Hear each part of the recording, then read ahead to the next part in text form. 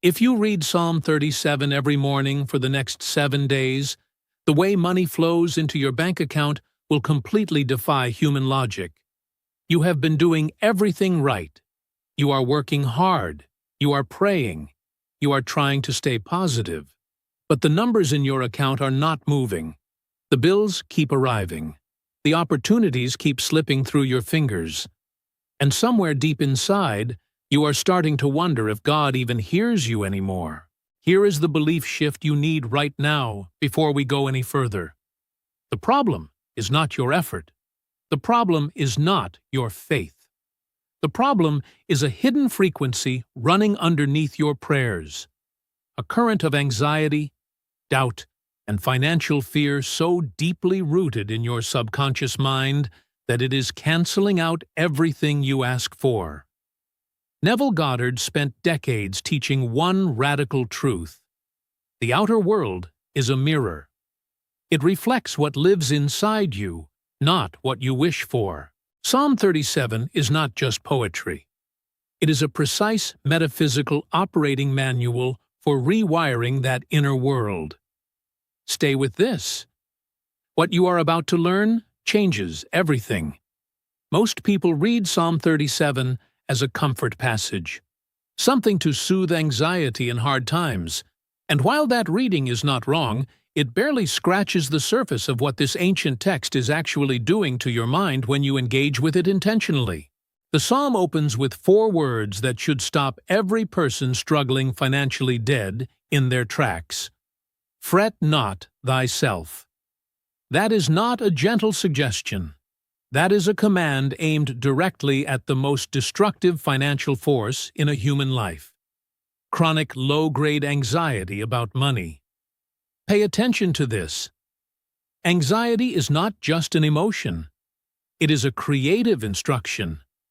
Neville Goddard taught that the subconscious mind does not distinguish between what you fear and what you desire.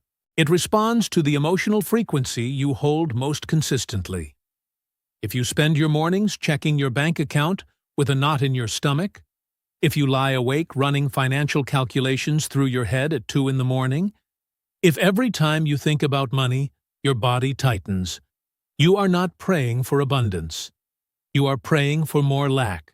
Because your imagination, charged with that feeling, is sending a continuous signal to the infinite creative medium around you, and that medium is answering faithfully. This is the diagnosis. This is why it has not changed yet. Psalm 37 was written by David, a man who understood both poverty and extraordinary abundance. It was written as a corrective, a recalibration tool for the believing mind. The entire architecture of this psalm is designed to move the human consciousness from the frequency of fret to the frequency of trust, from the energy of striving to the energy of dwelling, from the frantic pursuit of wealth to what Neville called the appropriation of it. Now consider why 7 days. In the biblical framework, 7 is not an arbitrary number. It is the number of completion.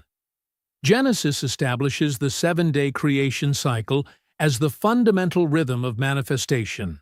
God did not speak the entire creation in one instant of declaration, and then wait indefinitely. The creation unfolded across 7 progressive movements, each one building on the last, culminating in rest, which is itself an act of faith. Rest, in this context, means the work is done. It is finished. It is already so. When Neville Goddard taught his students to persist in a mental state, he was pointing to this same principle. One day of imagining a desired reality is a seed planted. 7 days of returning to that same inner conviction, morning after morning, is the cultivation that drives the root deep enough to produce visible fruit. This is not magic. This is metaphysical agriculture. By returning to Psalm 37 every morning for 7 consecutive days, you are doing something neurologically and spiritually profound. You are interrupting the automatic pattern of financial anxiety before the day can install it. You are replacing the first emotional instruction of the day with one of the most carefully constructed abundance frameworks in all of human scripture. The ancient writers understood what modern neuroscience is only beginning to confirm. The early morning hours, those first moments when the mind is transitioning from sleep to waking consciousness, are the most fertile window for subconscious reprogramming. The mind is soft. The defenses are down. What you feed it in those moments does not sit on the surface. It sinks. 7 mornings, 7 imprints, 7 opportunities to let this psalm do what it was designed to do. Do not underestimate that. Listen to how Neville Goddard described the creative law that governs all human experience. He said, "Assume the feeling of your wish fulfilled and observe the route that your attention follows." Read that again, slowly. He did not say visualize what you want. He did not say declare what you want. He said assume the feeling of your wish fulfilled. The distinction is enormous. Most people approach prosperity prayer from the outside looking in. They stand at the glass of abundance and press their hands against it, saying, "I want to be in there. I am asking to be let in. Please, God, let me in." Neville Goddard taught that this posture is the very thing keeping the door locked, because the subconscious mind is not moved by requests. It is moved by states. Consider one of the most striking stories from Neville Goddard's lectures. A woman came to him desperate. She was facing eviction. She had no money, no job, and no visible prospect of either. She had prayed, begged, and affirmed her way to exhaustion. Nothing was changing. Neville's counsel was simple and absolute. He told her to go home, lie down, and enter the state he called sleep, that gentle threshold between waking and dreaming, and in that state feel exactly what it would feel like to receive unexpected good news about money. Not to picture a check, not to repeat affirmations, simply to feel the relief, to feel the shift, to let the body know at the cellular level that something wonderful had already happened. She followed the instruction. Within 72 hours, a relative she had not spoken to in years contacted her with a financial gift that covered everything. Was that coincidence? Neville would say, the question itself reveals the misunderstanding. The outer world is not separate from the inner world. It is its shadow. When you change the inner world completely, not partially, not hopefully, but actually, the outer world must reorganize to match. This is the metaphysical core of fret not thyself. Note, when Psalm 37 commands you not to fret, it is not asking you to suppress emotion or pretend a problem does not exist. It is asking you to stop energizing the problem with your imagination. Because imagination, in Neville Goddard's theology, is not a mental faculty among many others, imagination is God. He wrote, "Imagination is the only redemptive power in the universe." To fret, to run anxious mental movies of debt, failure, and insufficiency, is to use the creative power of God against yourself. Here is the reframe that changes everything. Your anxiety is proof of your creative power. The very intensity with which you fear financial lack is evidence that you are a powerful imaginer. The only error is the direction. You have been using a divine instrument to paint pictures of what you do not want. Psalm 37 is the interruption. It is the hand that reaches into the projector room and changes the reel. Delight thyself also in the Lord, and he shall give thee the desires of thine heart. In the metaphysical reading that Neville Goddard draws from the Kabbalah and the inner tradition of Scripture, the Lord is not an external being seated somewhere beyond the sky. The Lord is your own I am awareness, your own consciousness. To delight in the Lord is to dwell in the feeling of your desire already fulfilled. It is to find joy in the state of having, before having manifests in the material world. That joy is not performance. It is not forced gratitude. It is the natural result of genuinely inhabiting a new inner reality. And when you genuinely inhabit it, the outer world has no choice but to conform. This is the law. It has never failed. It cannot fail, because it is not a technique. It is the structure of reality itself. Neville Goddard was not alone in this revelation. His contemporary, Dr. Joseph Murphy, approached the same metaphysical territory from the angle of psychology and subconscious science, and what they both arrived at is identical in substance. Joseph Murphy wrote in The Power of Your Subconscious Mind that the subconscious is like the soil of the earth. It will grow whatever seed you plant in it, without judgment, without preference, without discrimination. Plant fear, and it grows fear. Plant abundance, and it grows abundance. The soil does not argue with the seed. It simply amplifies whatever it receives. Stop what you are thinking for a moment. This is the key. Murphy taught that the wealthiest people in the world are not wealthy because they worked harder or were smarter or received more favor from an external god.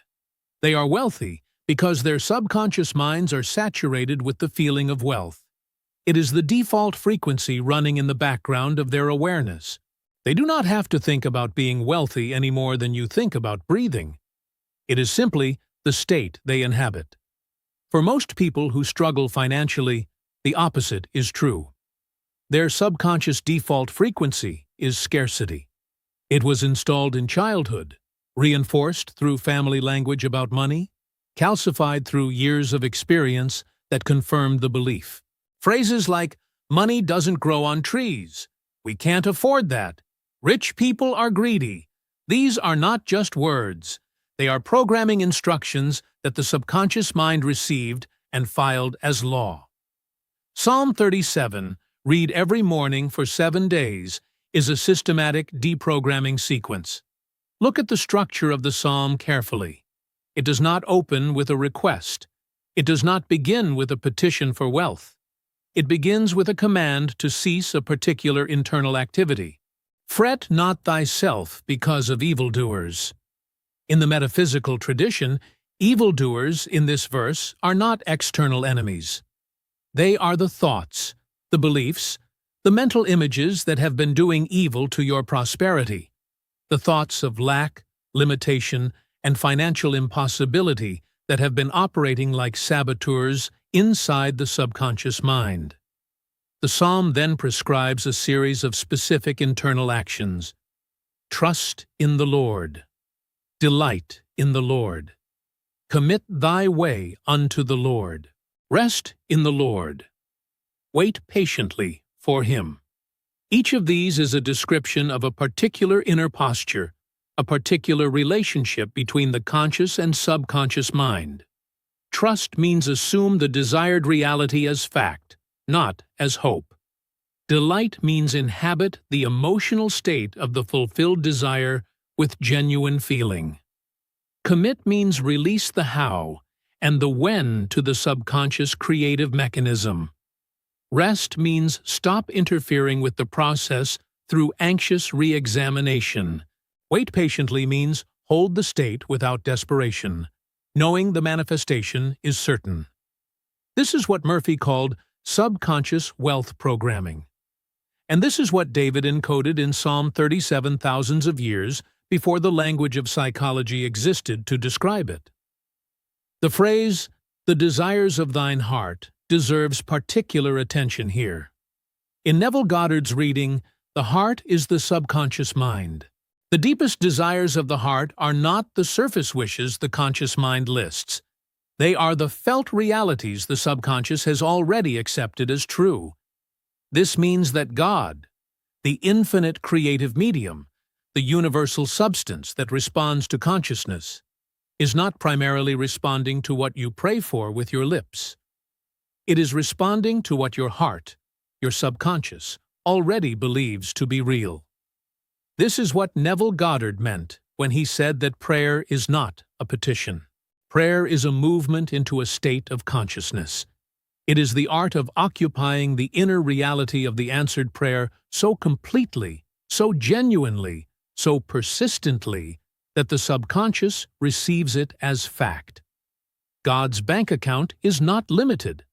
The universal substance from which all material reality crystallizes is infinite, inexhaustible, and impersonal. It does not favor the already wealthy over the struggling. It responds to states of consciousness with the same faithfulness that gravity responds to mass. When your subconscious state is saturated with the felt reality of abundance, abundance is what the creative medium produces in your outer world. Not because you deserved it more, not because you begged harder, but because consciousness is the mold, and reality is the substance poured into it. 7 days of morning saturation with Psalm 37 is the mold-reshaping work. Of all the practical techniques Neville Goddard taught in his decades of lectures and writings, none was more consistently recommended, and none has produced more documented accounts of financial transformation than what he called the state akin to sleep. He described it precisely. It is the hypnagogic state, that thin, luminous threshold between waking consciousness and sleep, where the analytical mind begins to dissolve, where the defenses of logic and doubt lose their grip, and where the subconscious becomes completely receptive to the images and feelings you choose to introduce into it. Neville Goddard taught, "The secret of imagining is the greatest of all problems, to the solution of which every aspirant turns. Supreme imagination is God. I am is the eternal imagination." This is not abstract theology, it is a practical instruction. Here is how to use it in direct connection with Psalm 37 over your 7-day challenge. Every morning, before you rise, before you check your phone, before the world begins to install its daily frequency of urgency and anxiety into your nervous system, read Psalm 37 aloud. Read it slowly. Let the words move through your breath. When you reach the verse, "Delight thyself also in the Lord, and he shall give thee the desires of thine heart," pause. Close your eyes. Allow yourself to feel. Genuinely, physically, emotionally feel what it would be like if the financial pressure you are currently carrying simply did not exist. Not removed dramatically, simply gone, as naturally gone as yesterday's weather. Then, that evening, as you lie down and your body begins to relax toward sleep, enter the state akin to sleep intentionally. In that state, run a simple mental scene, not a grand, elaborate visualization, just one small scene that would only make sense if your desired financial reality were already true. Perhaps you are casually setting down your phone after seeing a bank notification. Perhaps you are speaking to someone with the calm ease of a person who has no money worries. The scene should be brief, natural, and saturated with the feeling of normalcy. Not excitement, normalcy. Because the subconscious does not need drama. It needs repetition and emotional reality. 7 nights, 7 mornings, 14 impressions on the most powerful creative instrument in existence, your own subconscious mind. Now consider what it means to commit thy way unto the Lord in this metaphysical context. Your I am presence is the ground of your being. It is the deepest layer of your consciousness, the awareness that is aware, the I that was present in childhood and is present now and will be present at the end of your life. In the Kabbalistic tradition that informed both Neville Goddard and the deeper layers of biblical writing, I am is the name of God given to Moses. Not a title, not a description, a frequency. The fundamental vibration of conscious existence itself. To commit your way unto the Lord is to align your daily assumptions, your habitual inner states, with the I am frequency. It means choosing, morning by morning, to identify not with the person who is struggling, but with the consciousness that is abundant. Not to pretend the struggle does not exist on the surface, but to refuse to give the struggle identity, to refuse to say, I am broke, or I am failing, or I am stuck, because whatever follows I am is delivered directly to the subconscious as a creative instruction with divine authority. Neville Goddard was absolute on this point. Every declaration that begins with I am is sacred. It is a self-definition issued to the universal creative medium. The medium does not evaluate it, it executes it. When you read, "The Lord is my shepherd, I shall not want," and you allow that statement to become your first-person assumption, not David's ancient testimony, but your present-tense identity, you are committing your way to your I am presence. You are replacing the old program with the new one. And unlike the old program, which was installed accidentally through years of fear and limitation, this one is being installed deliberately, with full spiritual authority, during the most receptive moments of your day. That is the modern application.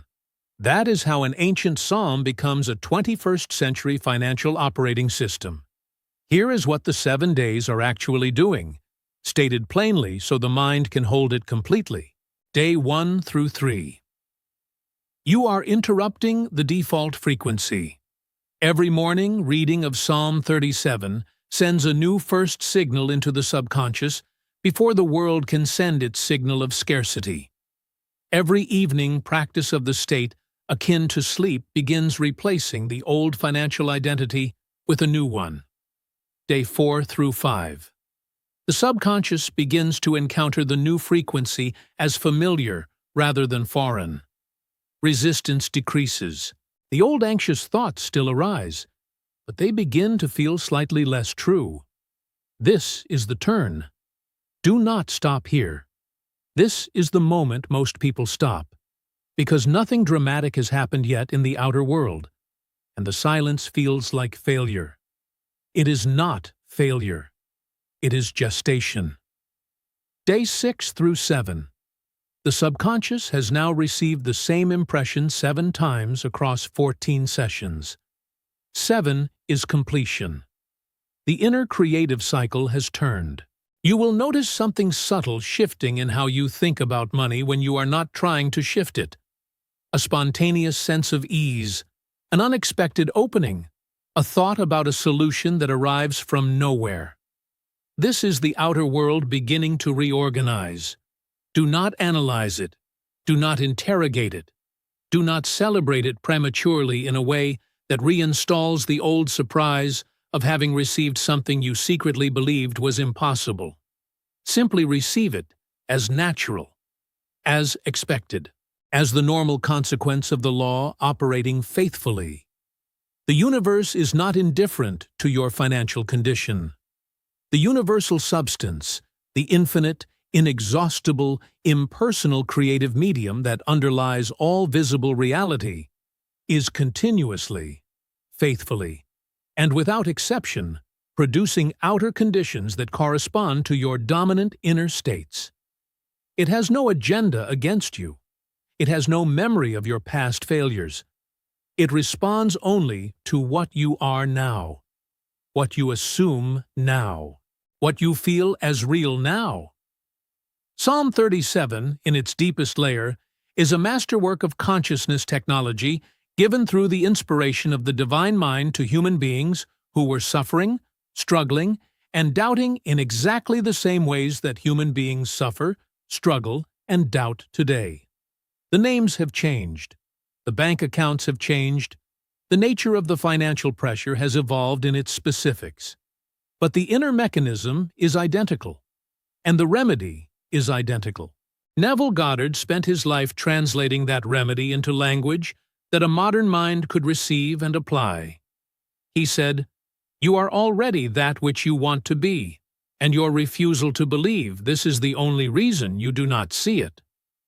Read Psalm 37 every morning for 7 days, not as a supplicant begging for change, but as a sovereign consciousness reclaiming its natural inheritance. Read it as one who already has. Feel it as one who already is. Commit it as one who already knows. The outer world will follow. It has no choice. This is the law. Subscribe to this channel and join a growing community of people who are done settling for outer circumstances they did not consciously choose. Every video on this channel is built around one unwavering conviction. You are the operant power. And when you learn to use that power with precision, nothing in your material world remains unchanged. Subscribe. Leave a comment below telling us which verse of Psalm 37 hit you the deepest. And share this with someone who needs to hear it. We are building something here, a community of manifestors who understand that wealth is not chased, it is assumed. And we leave you with the words of Neville Goddard himself. Your imagination is able to do all that you ask or think. Claim it. Appropriate it. Assume the feeling of your wish fulfilled, and go your way in peace. Go your way in peace.